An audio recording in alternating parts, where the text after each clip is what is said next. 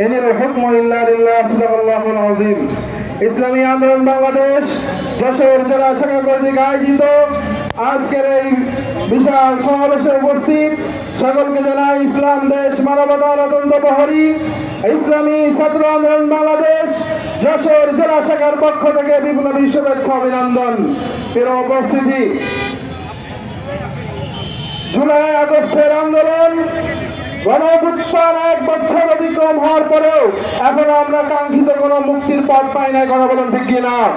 প্রিয় উপস্থিতি, এই দেশকে আমরা একবার নয়, দুইবার নয়, কয়েকবার স্বাধীন করেছি, কিন্তু আমরা এর কোনো সুফল ঘরে আনতে পারি নাই। কথা বলেন ঠিক কিনা?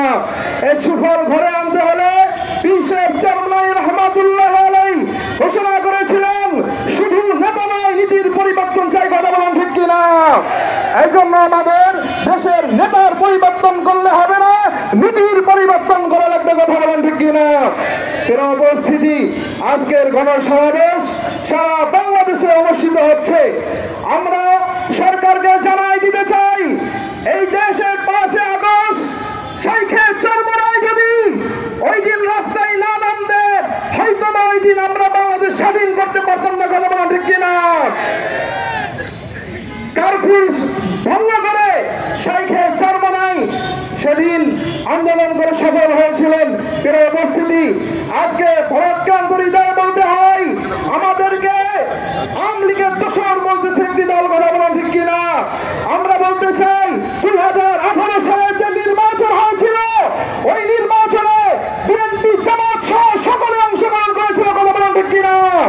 কিন্তু ইসলামী আন্দোলন বাংলাদেশ 11টার ভিতরে নির্বাচন বর্জন করেছিল, কিন্তু একটি দল তারা 6 জন এমপি নিয়ে সংসদে গিয়েছিল।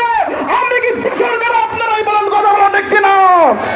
আজকে শহরে সেটি স্পষ্ট বলতে চাই, যারা আমাদেরকে আওয়ামী লীগের দোসর বলবেন তাদেরকে উচিত জবাব দেওয়ার জন্য জনগণ প্রস্তুত আছে। কথা বলেন ঠিক কিনা?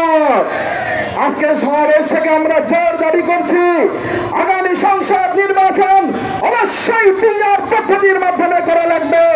যেখানে বাংলাদেশের 71% জনগণ পিআর পদ্ধতির নির্বাচন চাই, সেখানে কার ইশারায় কাদের ইশারায় পিআর পদ্ধতি সরকার দিতে পারছে না, আমরা জানতে চাই। কথা বলেন ঠিক কিনা?